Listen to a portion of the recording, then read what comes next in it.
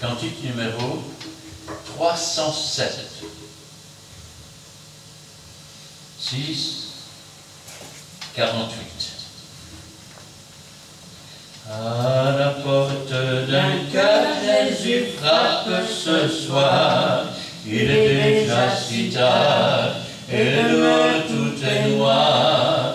Si tendre et si pressant est l'appel de sa voix. Serait-ce la dernière fois? Serait-ce la dernière fois?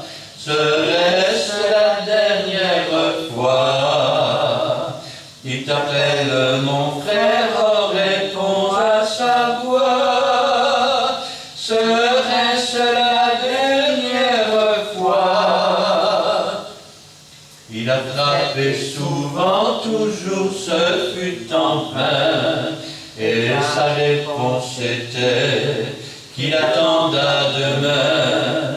Mais il insiste encore, suppliant, reçois-moi. Serait-ce la dernière fois? Serait-ce la dernière fois? Serait-ce la dernière fois? Il t'appelle mon frère, oh, réponds à sa voix. Serait-ce la dernière fois?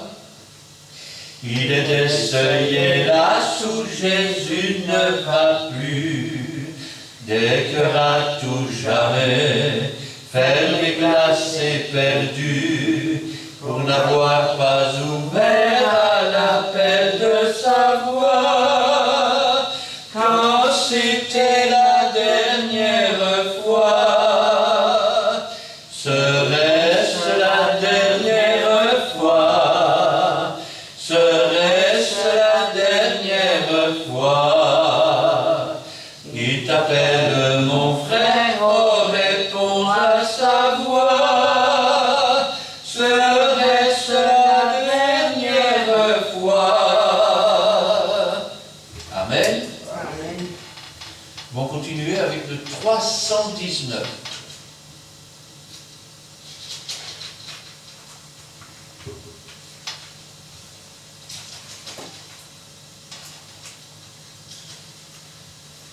« 6, 48. Berger, la nuit descend déjà, tu cours un péril extrême, des 99 sont là, il me manque, dit-il, la centième. Le beau jour, l'heureux jour, où Dieu cherchant les pécheurs perdus, m'a trouvé, m'a sauvé, à ce putain d'heureux jour. Pourquoi vas-tu partout cherchant? Qu'as-tu donc, femme, éplorée? J'avais la 10 pièces d'argent, mais dit-elle, l'une est égarée. Le beau jour, l'heureux jour, où Dieu cherchant les pécheurs perdus, m'a trouvé, m'a sauvé, à ce putain d'heureux jour. Oh Père, tu l'attends en vain, l'enfant qui tarde à paraître. Je l'aperçois dans le lointain, oui c'est lui, je peux le reconnaître.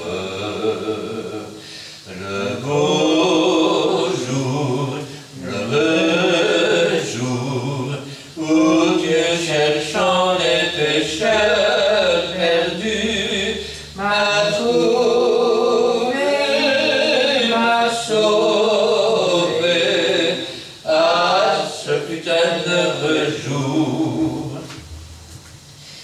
C'est moi la centième brebis, j'étais la drachme perdue, j'étais l'enfant loin du logis, dont le Père attendait la venue.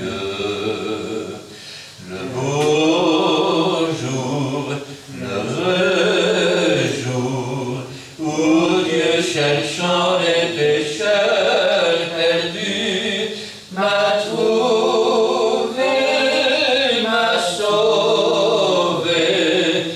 Ah, ce fut un heureux jour. Amen. Amen. Et le 178.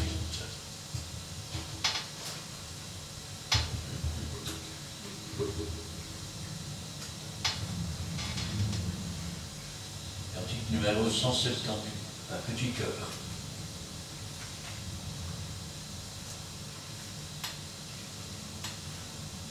Trois, 12. Libère mon esprit pour t'adorer, Jésus. Libère mon esprit pour louer ton beau nom. Brise toute chaîne, Jésus mon Rédempteur. Libère mon esprit pour t'adorer.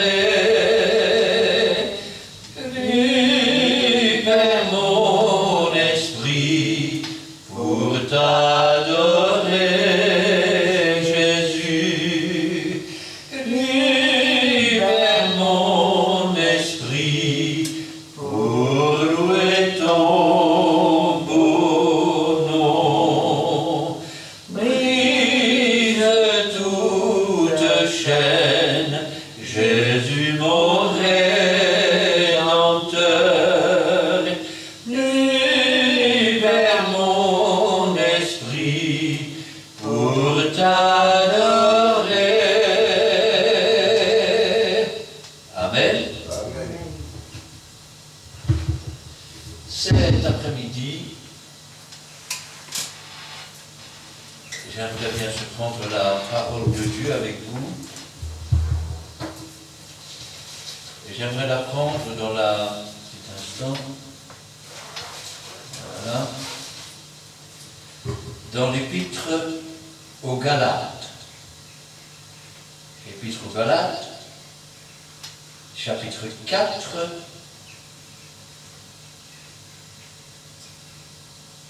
Et nous lirons là les 11 premiers versets. Je vais demander à mon frère Édouard, le pasteur, de remettre la parole du Seigneur entre ses mains, et Gina nous fera la lecture. Dieu Tout-Puissant, merci pour marquer ta parole, c'est devant nous. L'homme n'est vivant, c'est m'a dit permettre la parole qui sort de la bouche de ton serviteur. Fortifie éternel que ton instrument que tu dois utiliser cet après-midi. Père, ouvre-nous les oreilles spirituelles comprendre ton message. Nous voulons aussi entendre ainsi dire l'éternel à travers ta parole éternelle. Merci de tous nos cœurs, nous voulons lever nos cœurs vers toi, qui reçoit cette parole comme une outil spirituelle. Nous te bénissons, nous te sanctifions dans le nom de Seigneur Jésus-Christ. Amen. Nous lisons la parole de Dieu dans l'Épître aux Galates, chapitre 4, versets 1 à 11. Or, aussi longtemps que l'héritier est enfant, je dis qu'il ne diffère en rien d'un esclave, quoiqu'il soit le maître de tout. Mais il est sous des tuteurs et des administrateurs, jusqu'au temps marqué par le Père. Nous aussi, de la même manière, lorsque nous étions enfants, nous étions sous l'esclavage des rudiments du monde. Mais, lorsque les temps ont été accomplis, Dieu a envoyé son Fils, né d'une femme, né sous la loi, afin qu'il rachetât ceux qui étaient sous la loi, afin que nous reçussions l'adoption. Et parce que vous êtes fils, Dieu a envoyé dans nos cœurs l'esprit de son Fils, lequel crie « Abba, Père ». Ainsi, tu n'es plus esclave, mais fils, et si tu es fils, tu es aussi l'héritier par la grâce de Dieu. Autrefois, ne connaissant pas Dieu, vous serviez des dieux qui ne le sont pas de leur nature. Mais à présent que vous avez connu Dieu, ou plutôt que vous avez été connus de Dieu, comment retournez-vous à ces faibles et pauvres rudiments auxquels de nouveau vous voulez vous asservir encore? Vous observez les jours, les mois, les temps et les années. Je crains d'avoir inutilement travaillé pour vous. Amen. Amen.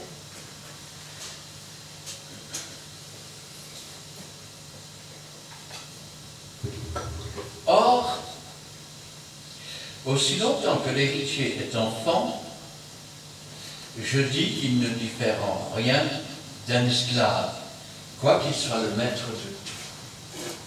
De quoi nous parle l'apôtre? Il nous parle d'une chose qui est tellement vraie. Tenez, par exemple, vous avez des entreprises, et moi-même j'ai travaillé dans des entreprises où vous aviez les fils du patron qui venaient travailler comme de simples ouvriers. Et vous me dites, je ne comprends pas, mais tant que le père n'est pas mort,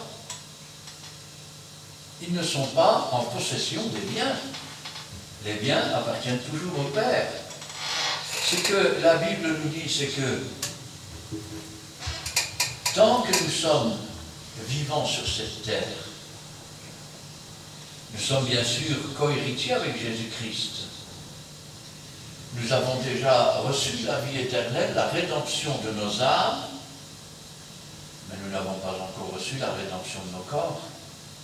Nous ne pouvons pas encore nous présenter devant Dieu. Ce qui veut dire que tant que nous sommes, bien que nous sommes héritiers, nous travaillons pour Dieu, pour Jésus-Christ, pour l'avancement de son rêve. Il est vrai que, quoi qu'il soit, le maître de tout, je voudrais que vous compreniez ça, parce qu'il y a peu de gens qui comprennent. Quand la Bible dit que tout disciple accompli est semblable à son maître, quand la Bible dit que Dieu va dresser sa tente sur nous, quand il dit qu'il va essuyer les larmes des yeux, quand il dit qu'il va nous donner une demeure, ça veut dire aussi que ces choses, nous ne les avons pas encore. Nous les espérons. Nous les attendons avec impatience. Mais pendant que nous les attendons et que nous les espérons avec impatience, nous ne sommes pas héritiers. Du moins, nous n'héritons pas du reste des promesses. Pourquoi? Parce que nous sommes des serviteurs et des servantes du Seigneur. Amen.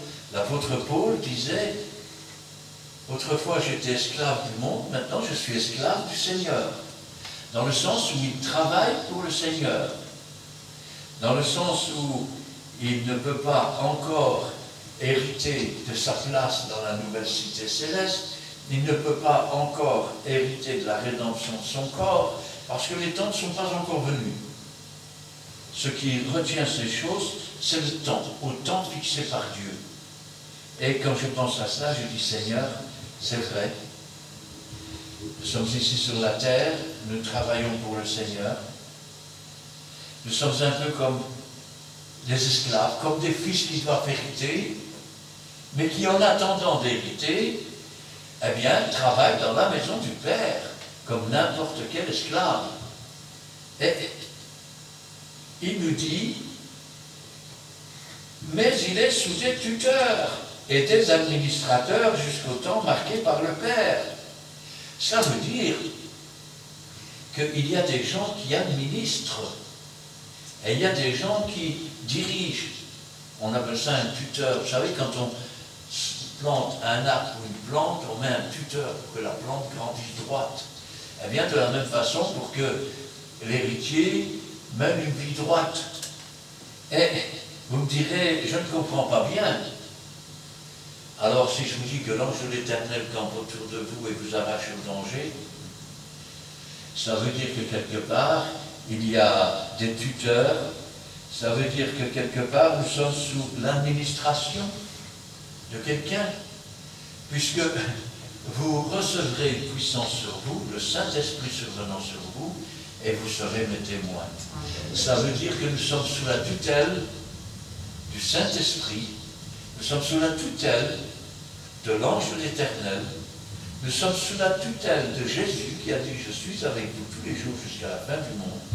Nous sommes sous la tutelle de la parole de Dieu. Amen. Si maintenant nous étions des étrangers, quelle différence y aurait-il? Dieu fait pleuvoir sur les bons comme sur les méchants.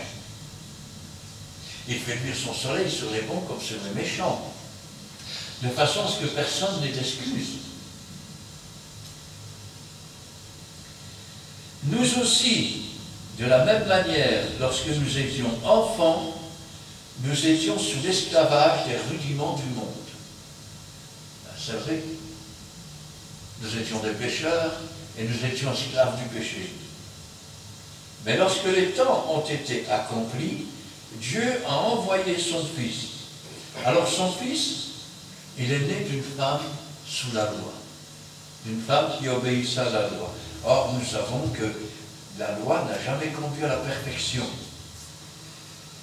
Or, je sais que dans certaines églises, on remplace le médiateur de la nouvelle alliance, c'est-à-dire Jésus-Christ, par une femme qui est la mère porteuse de Jésus, que l'on appelle Marie.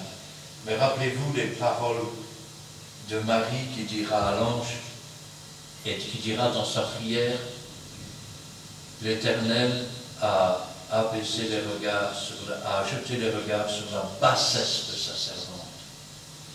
Elle ne s'intronise pas comme étant quelqu'un de parfait, mais comme étant quelqu'un de basse condition. Ainsi, elle est née sous la loi, afin qu'il rachetât ceux qui étaient sous la loi. Vous savez, quand vous avez un pain qui est moisi, vous allez le porter au boulanger, vous espérez quoi? Simplement être remboursé ou avoir un pain qui remplace le pain moisi? Eh bien, quand Jésus-Christ est venu, il est venu s'offrir afin que nous passions de la loi à la grâce. Est-ce que cela veut dire que Jésus, parce que dans beaucoup d'églises, on prend cela comme l'abolition de la loi, donc nous ne vivons plus selon la loi, nous vivons selon la grâce.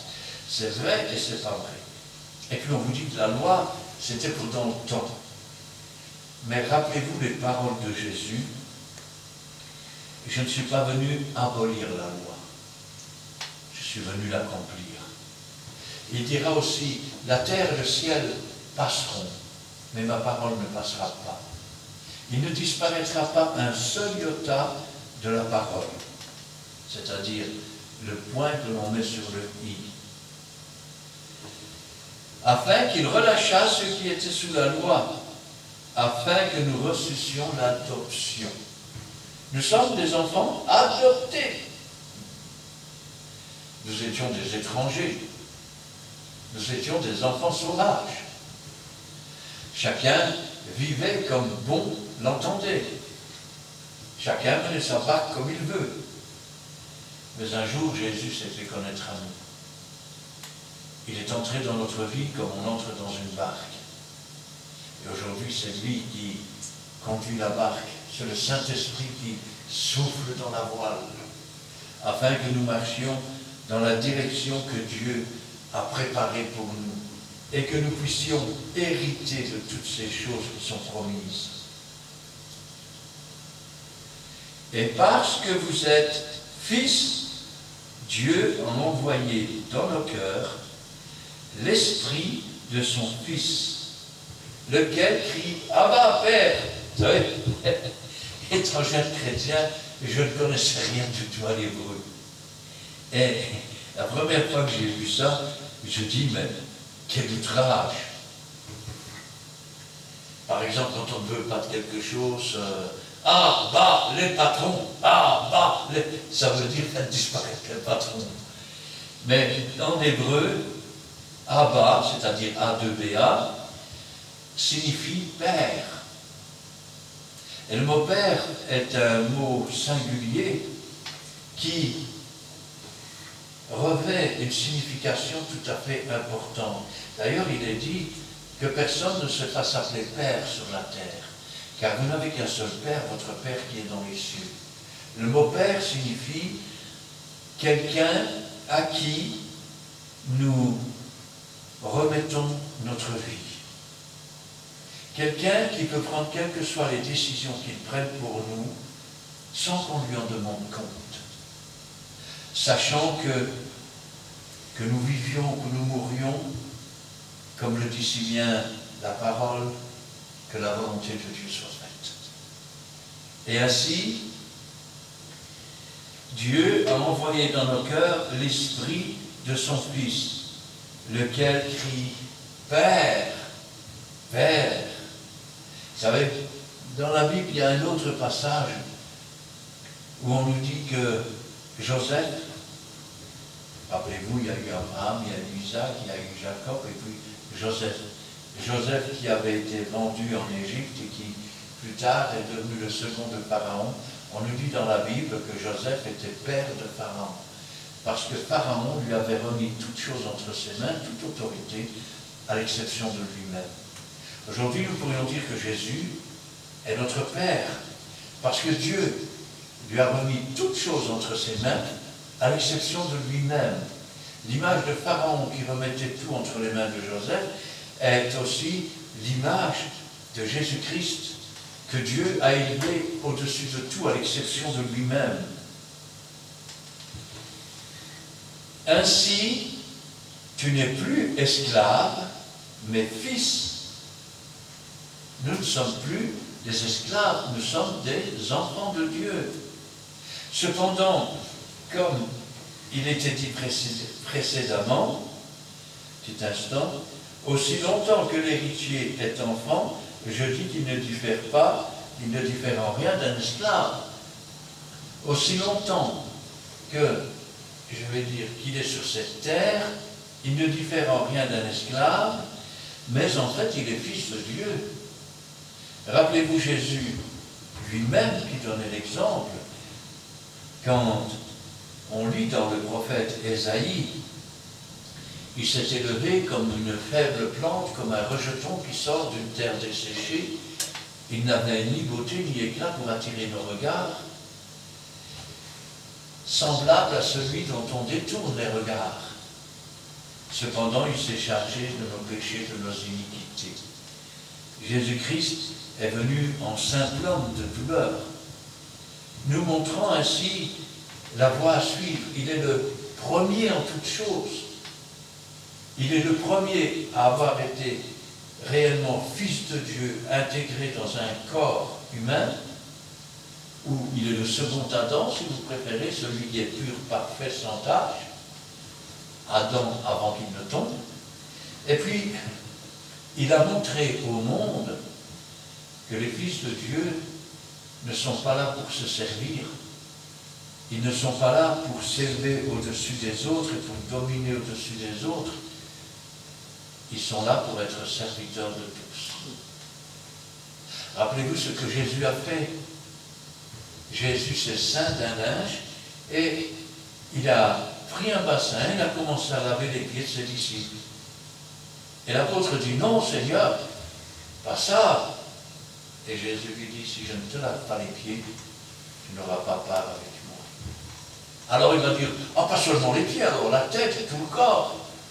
Et Jésus va lui dire, lorsqu'un homme est lavé, il lui reste juste ses pieds à laver. Lorsque ton péché a été pardonné, effacé, c'est ta façon de marcher qui va être lavée, nettoyée. Ça s'appelle la marche dans la sanctification. Autrefois, ne connaissant pas Dieu, vous serviez des dieux qui ne le sont pas de par leur nature. Ainsi, Dieu ne réside pas dans la création de l'homme. L'homme ne peut pas créer un Dieu, c'est Dieu qui a créé l'homme. Dieu n'habite pas dans des statues faites de main d'homme. Quel est l'homme qui peut créer un Dieu? Dieu n'habite pas dans la pierre, dans le bois, dans le plastique, dans les teintes, dans les reins, dans l'or et dans tout ce que vous voulez. Qu'est-ce que tu nous dis, frère?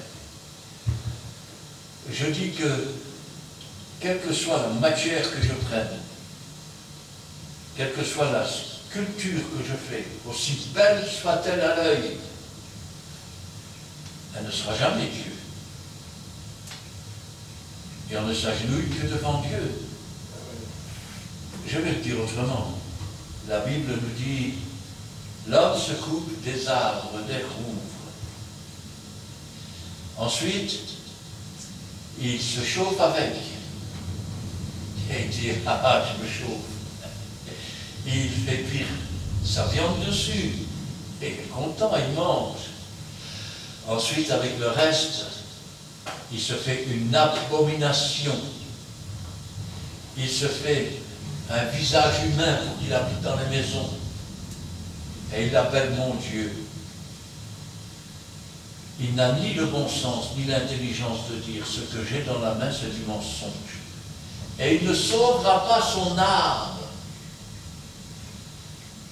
Tout ce que vous faites comme sculpture, comme posture, en disant voilà mon Dieu, voilà Jésus, voilà Marie, voilà Joseph, voilà. Il est écrit, tu ne te feras pas de représentation des choses célestes. Et Dieu dit, avec le reste, il se fait une abomination. Il s'agenouille devant et il l'appelle mon Dieu. Tout ce que l'on met au-dessus de Dieu est une idole, est un faux Dieu. Et je le dis autrement. Si tu aimes ta voiture plus que ta femme ne doit pas être contente, mais si tu l'aimes plus que Dieu, ta voiture c'est une idole. Si tu aimes ta maison plus que Dieu, ta maison c'est une idole. Si tu aimes ta femme plus que Dieu, ta femme est une idole devant toi. Si tu aimes tes enfants plus que Dieu, tes enfants sont des idoles. Tout ce que tu mets au-dessus de Dieu, c'est une idole dans ton cœur. Et une idole, c'est une abomination. C'est comme cela que les âmes se perdent. Autrefois, ne connaissant pas Dieu, ça peut être excusable pour quelqu'un qui ne connaît pas Dieu. Mais à partir du moment où tu connais Dieu, tu ne peux pas servir Dieu et mammon. Tu ne peux pas servir Dieu et l'idole. On ne peut pas servir deux maîtres à la fois. Il ne peut y en avoir qu'un. Autrefois, ne connaissant pas Dieu, vous serviez des dieux qui ne le sont pas de leur nature. Certains font des pasteurs des dieux, une idole, ils le mettent au-dessus de tout. D'autres, c'est le bâtiment de l'église, au-dessus de tout. Vous savez, quand Jésus a dit « Détruisez ce temple et je le rebâtirai en 3 jours », il parlait de son corps, de sa mort et de sa résurrection. Eux pensaient qu'il parlait du temple. Et ils diront, il a fallu 40 ans pour construire le temple. Et toi, tu vas le reconstruire en 3 jours.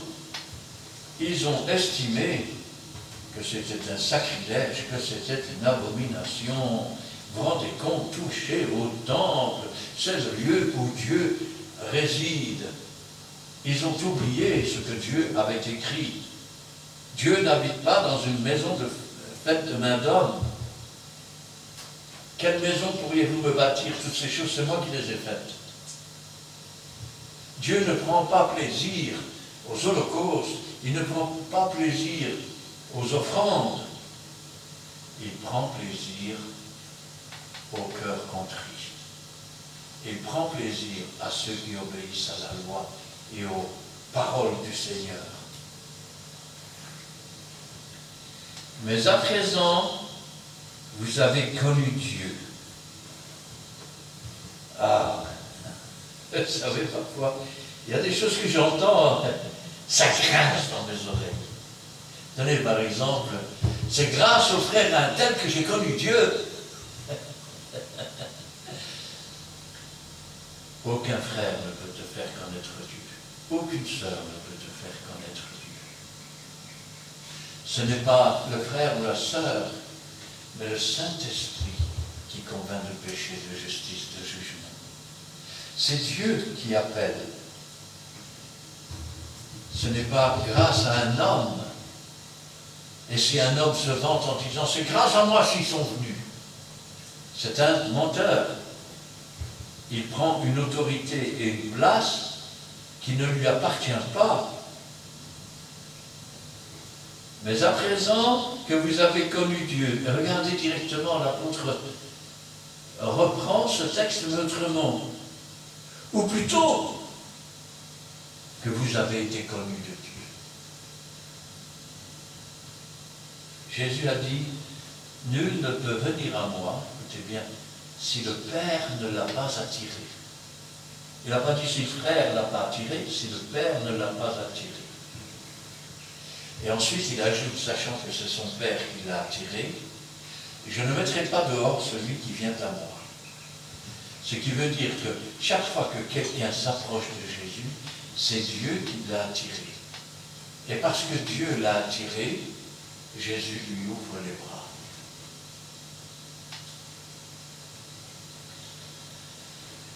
Mais à présent que vous avez connu Dieu, ou plutôt que vous avez été connus de Dieu, comment retourneriez-vous à ces faibles et pauvres rudiments? Comment pourrions-nous retourner, nous agenouiller devant des postures et des statues? Je veux dire autrement. Imaginez que vous êtes une famille nombreuse, que le père travaille pour vous et qu'il vous apporte la nourriture et tout. Vous savez, au lieu de demander de bénir la nourriture, de bénir ceci, de bénir cela, ce serait peut-être mieux de remercier Dieu pour ce qu'il vous donne, parce que c'est une bénédiction. Et maintenant qu'il vous le donne, imaginez qu'un soir, quand le père rentre de sa journée, il y a une posture au milieu de la table, et tous les enfants disent « Papa, s'il te plaît, fais ça pour moi, papa, s'il te plaît ». Le père entre et il voit cela. Que pensez-vous qu'il va dire? Que pensez-vous qu'il va dire? Si vous ne comprenez pas comme ça, vous ne comprendrez jamais. Vous pouvez prendre un pied de table et l'appeler mon Dieu ou mon Père. Quelle différence il y a s'il a été sculpté ou pas? C'est toujours un morceau de bois, c'est toujours un morceau de pierre. Comme le dit la Bible, elles ont des yeux mais ne voient rien. Elles ont des bras mais ne bougent pas. Elles ont des jambes mais ne marchent pas. Et je vais même aller plus loin. Quand il y a le feu dans votre maison, ce n'est pas eux qui vont vous sauver, c'est encore vous qui devez les porter sur votre dos pour les sortir dehors, parce que d'eux-mêmes, ils ne sortiront même pas. Ce sont des objets, pas des dieux. Et quand je pense à cela, je me dis, Seigneur, comment retournerions-nous à ces faibles rudiments? Comment celui qui a été délivré de la drogue, de l'alcool, du tabac, retournerait-il dans des choses pareilles? Quand il sait que tout le temps où il a été sous l'esclavage du péché, la seule phrase qu'il pouvait dire, c'est « j'en peux rien, c'est plus fort que moi ». Alors qu'aujourd'hui, il peut dire « c'est pas que je ne peux pas, j'en ai plus besoin, je suis délivré ». Comment pourrions-nous retourner à ces choses anciennes? L'apôtre Paul disait, toutes ces choses, je les regarde aujourd'hui comme de la boue. Mais à présent que vous avez connu Dieu, ou plutôt que vous avez été connu de Dieu, comment retourneriez-vous à ces faibles et pauvres rudiments auxquels de nouveau vous voulez vous asservir encore? Comment retournerais-je dans le mensonge? Vous savez que aujourd'hui, même parmi les pasteurs, il y a des pasteurs qui sont des menteurs. Ils viennent vous raconter une chose, 3 mois plus tard, ils ont oublié ce qu'ils vous ont raconté, ils viennent vous raconter la même chose, mais autrement avec autre chose. Et ils pensent qu'on ne se rend pas compte que la première fois qu'ils vous ont dit ça, la deuxième ça, la troisième fois ça, ils croient qu'on ne sait pas que c'est des menteurs. Vous en avez d'autres qui avaient peut-être les doigts longs avant de devenir enfants de Dieu. Quel intérêt de retourner dans le vol, ou dans l'escroquerie, ou dans toutes ces choses. Aujourd'hui, vous avez des pasteurs qui escroquent les chrétiens. Ils demandent de l'argent pour une bénédiction, comme s'ils avaient le pouvoir de bénir ou de maudire. Dieu a dit, bénissez, ne maudissez pas. Et il a dit aussi, ce que vous avez reçu gratuitement, donnez-le gratuitement. Qu'est-ce que tu as payé pour toi être délivré? C'est Jésus qui a payé sur la croix. Quand tu t'es engagé envers Dieu, tu as donné combien d'argent pour toi par le Saint-Esprit? Rappelez-vous Simon le magicien, voyant que le Saint-Esprit était donné par l'imposition des mains, il va proposer de l'argent. Et l'apôtre va lui dire, comment as-tu pu penser que ces choses s'achètent?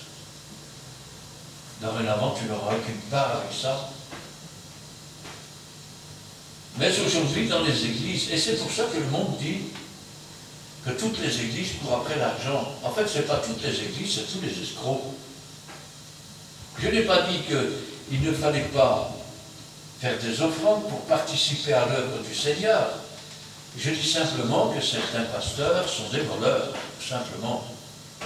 Je ne sais pas comment il faut dire autrement. Hein. Comment retourneriez-vous à ces faibles et pauvres rudiments auxquels de nouveau vous voulez vous asservir encore? Dans certaines églises,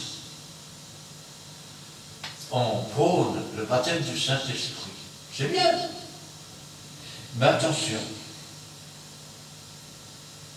Parce que quand on parle du baptême du Saint-Esprit, il faut parler du baptême d'en haut. Ça ne consiste pas à faire mettre une vingtaine de jeunes en rond et de leur faire dire Alléluia, Alléluia, Alléluia, Alléluia. Et quand leur langue fourche, ce qui ne manque pas d'arriver, bravo mon frère, tu as été baptisé du Saint-Esprit.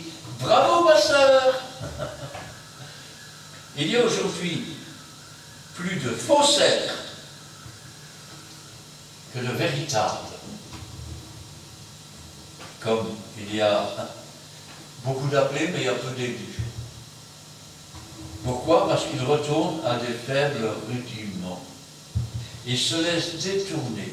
C'est-à-dire qu'ils n'ont pas la foi que pour croire et pour saisir ce que Dieu a pour eux. Pourtant, le Seigneur lui-même a dit, ne t'ai-je pas dit que si tu crois, tu le verras s'accomplir. Mais ils ne croient pas. Et ils retournent à leurs faibles rudiments. Alors, il leur faut un Saint-Esprit à leur image, c'est-à-dire une image de pécheur. Il leur faut une doctrine à leur image de pécheur.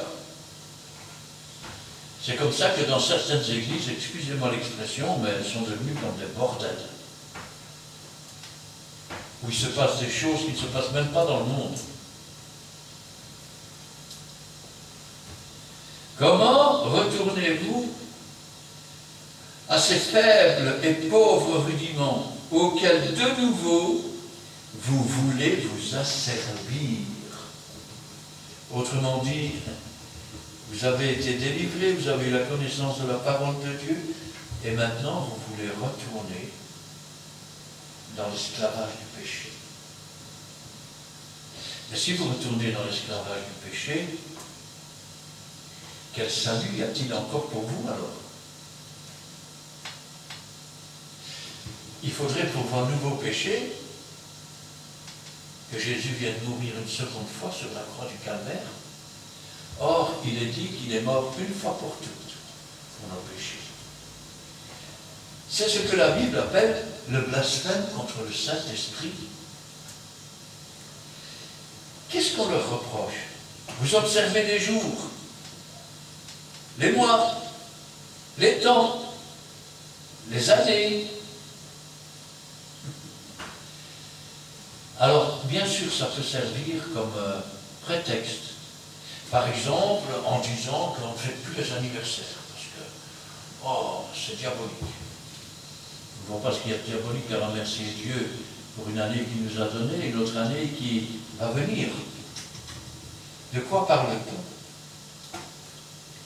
Vous observez les jours. Quand le fermier se lève, aujourd'hui on va regarder, donc on observe le jour. C'est pas trop bon. Si tu commences à observer le ciel, tu ne vas jamais semer. Tu ne vas jamais semer. Hein? Ça veut dire que si tu observes le jour, les mois, les années, autrement dit, si tu observes ce qui se passe autour, au fil du temps, tu vas te dire à quoi bon? Ça sert à quoi que je prêche? Ça sert à quoi que je parle de Jésus? Tu retournes à ton esclavage.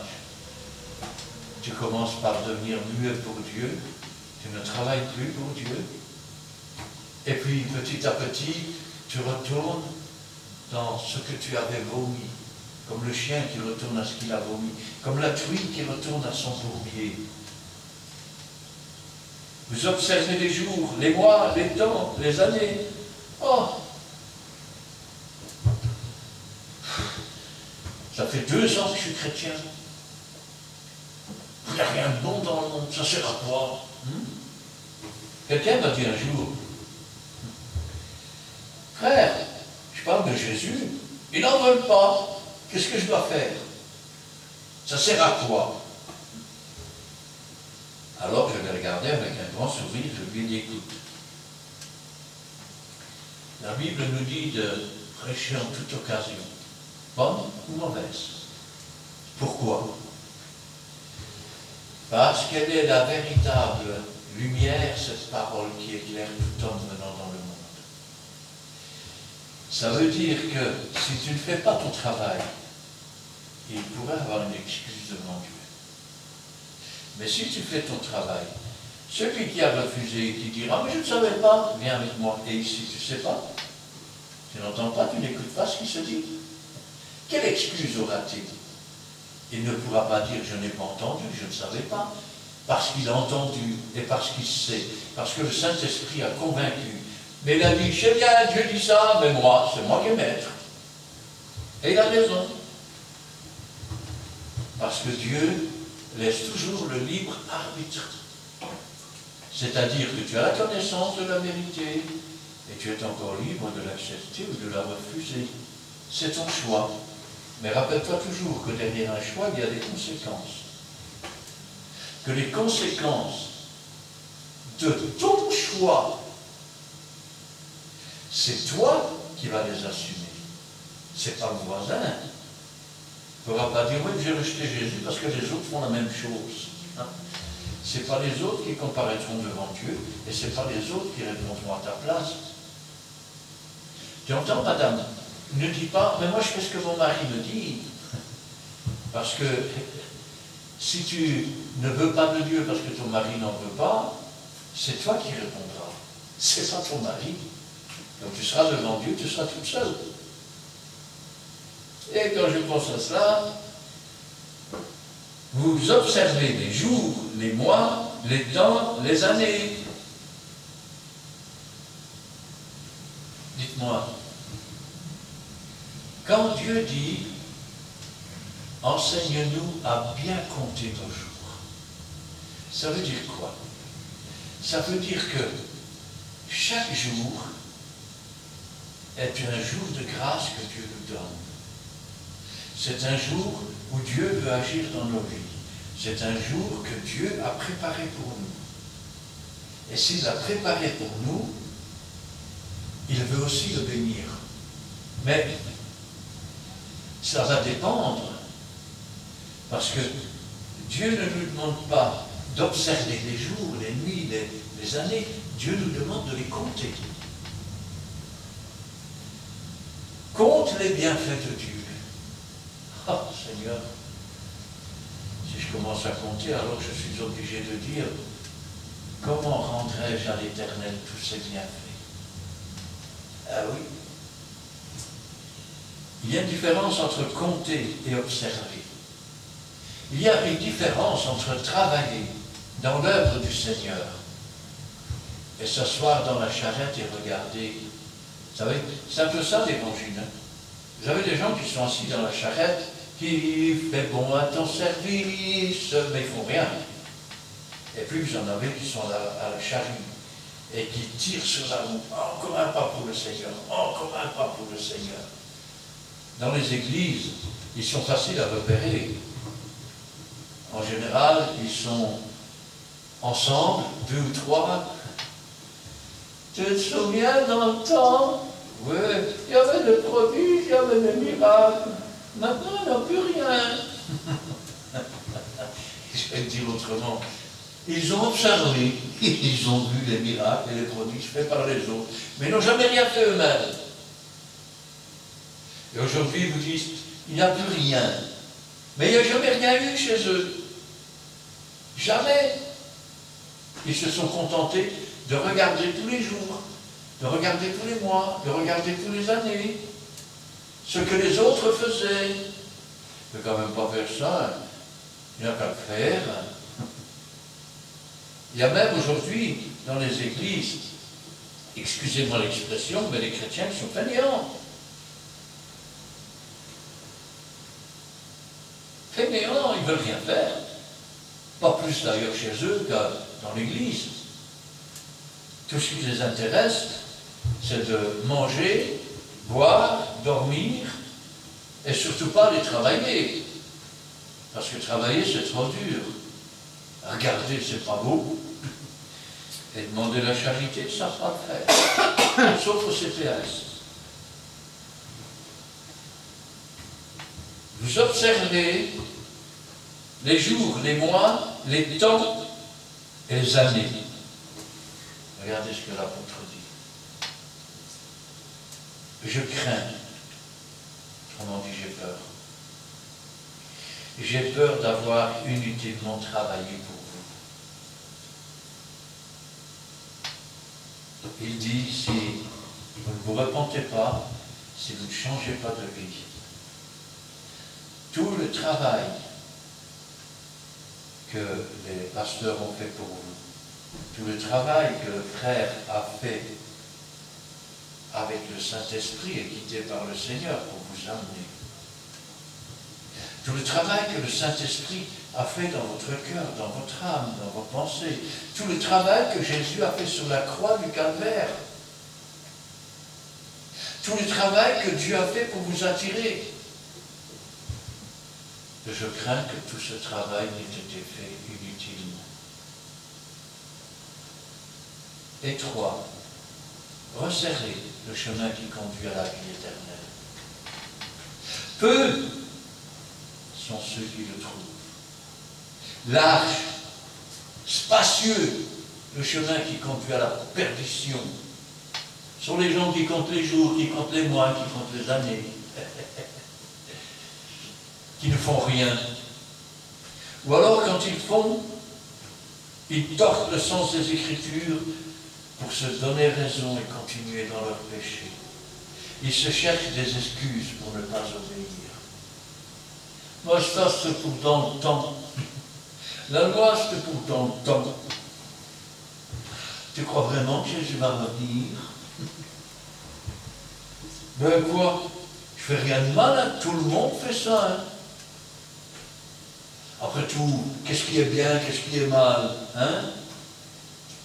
Dieu a mis dans l'homme une pensée que personne ne peut enlever. Dieu a mis la pensée de l'éternité dans l'homme. Ça veut dire que tu as beau dire que tu es athée, tu sais très bien que la mort n'est pas la fin. La mort n'est qu'un changement d'état. Quand la chenille rentre dans le cocon et que se fait le cocon, on pourrait croire qu'elle est morte, mais au temps fixé, le cocon se déchire et il est rentré une faible petite chenille dans son un papillon qui vole de ses propres ailes. De même, c'est pas parce que nous entrons dans la terre, à la voix d'un archange, un signal donné par Dieu, nous sortirons de ce cocon. Le Saint-Esprit rendra la vie à nos corps mortels et nous partirons à la rencontre du Seigneur. Mais si pendant ta vie, tu as compté les jours, les mois, les années sans rien faire, si tu t'es détourné, si tu as pris le chemin large et spacieux, il n'y aura plus aucun avenir pour toi quand le fil de ta vie sera pris. Tu descendras alors comme ce riche dans ce lieu où il y avait des pleurs, où il y avait des grincements de dents, où une flamme cruelle tourmente. Et lorsque ta résurrection aura lieu, ce ne sera qu'après le millénium. Ce sera pour être jeté dans les temps ardents de feu. Réfléchis bien. Cherche l'Éternel pendant qu'il se trouve, invoque-le tandis qu'il est prêt. À notre Dieu qui se lasse pas pardonner. N'attends pas qu'il soit trop tard.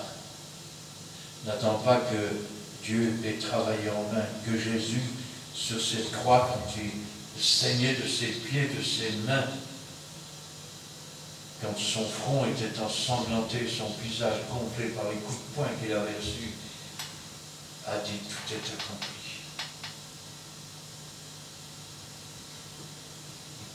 Ne fais pas en sorte que tout ce qui a été fait, Dieu puisse dire, pour toi, ça a été pour rien. Tout ce que Jésus a fait a été pour rien. Qu'au contraire, il puisse y avoir de la joie dans le ciel, de voir que l'œuvre du Seigneur a servi à quelque chose. Car il y a plus de joie pour un pécheur qui se repent que pour 1000 qui prétendent ne pas en avoir besoin. Amen. Amen. Bénédiction et sanctification. Tout ce que tu fais, éternel Dieu, l'héritage, éternel Dieu. Soyez les vous sanctifiés. Nous grandis, éternel Dieu, dans ta parole. Nous grandis, éternel Dieu. Parce que nous devons aussi peut-être saisir ta promesse, nous qui sommes tes enfants. Merci, éternel Dieu. Pardonnez Dieu. Nous sommes aussi héritiers par la grâce de Dieu. Bénissons peut-être Seigneur avec les bénédictions avec Jésus-Christ. Nous savons aussi peut-être ça. Tu connais peut-être Seigneur le fruit par tes paroles. Tu connais l'arbre par le fruit. Bénissons tout ça. Tout ça. Nous devons porter des fruits dignes de ce nom. Dignes éternel Dieu pour que ce montre aussi peut-être Seigneur. Cette qualité, c'est important d'avoir s'attacher à toi, éternel Dieu, qui est le sceptre et nous sommes les serments. Père, bénis peut-être, Seigneur, l'instrument qui t'a choisi. Bénis aussi peut-être, Seigneur, ceux qui verront ces beaux messages. Bénis aussi peut-être, Seigneur, notre chemin de retour. Par le nom de notre Seigneur Jésus-Christ. Amen. Éternel notre Dieu, notre Père, nous te louons, nous te rendons grâce, béni sois-tu, gloire à toi, Seigneur. Ta parole est la vérité, elle est la vie, Seigneur. Elle ne retourne pas à toi sans avoir fait ta volonté, sans avoir donné du pain à celui qui mange, sans avoir donné de la semence à celui qui sème, sans avoir apporté une bénédiction à ceux qui entendent. Que leurs yeux puissent s'éclairer, Seigneur, que leur esprit puisse être dans la lumière, et qu'ainsi, Seigneur, toute la gloire t'en revienne. Gloire au Père, gloire au Fils, et gloire au Saint-Esprit. Amen. Amen. Merci Seigneur pour cet instant béni face à ta présence, pour ta parole d'aujourd'hui, parole qui est vraie, qui nous lance sur notre sentier. Tu nous rappelles qu'autrefois, enfants, nous étions esclaves du péché. Mais tu as envoyé ton Fils bien-aimé sur cette terre, non pas pour nous juger, mais pour nous sauver et nous laver dans le sang de l'agneau. D'esclaves, tu as fait de nous des enfants de Dieu.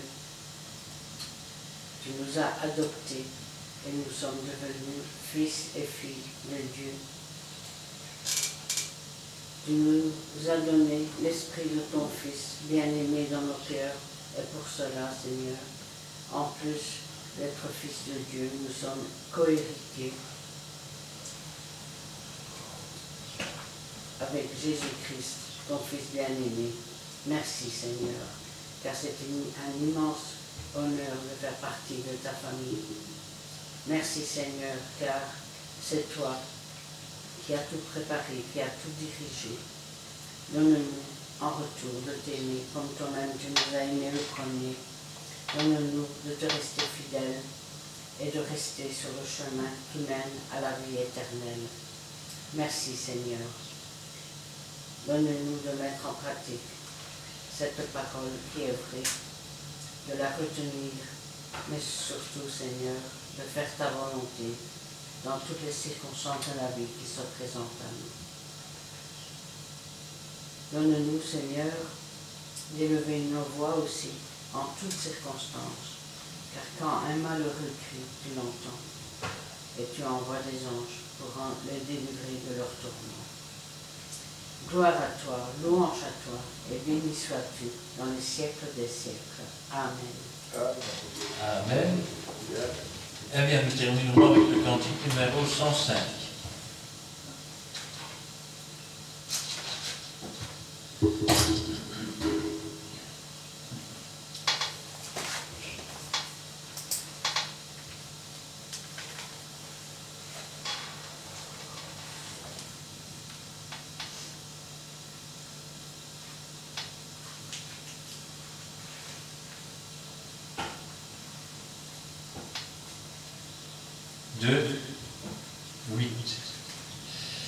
Il est le Dieu de mon salut, il est le Dieu de ma délivrance,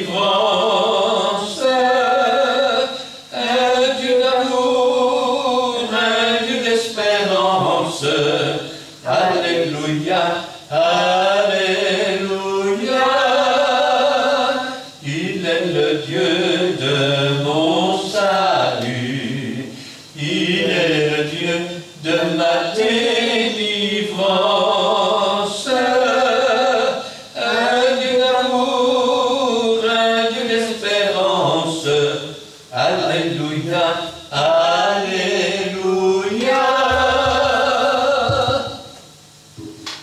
Que l'Éternel te bénisse et qu'il te garde.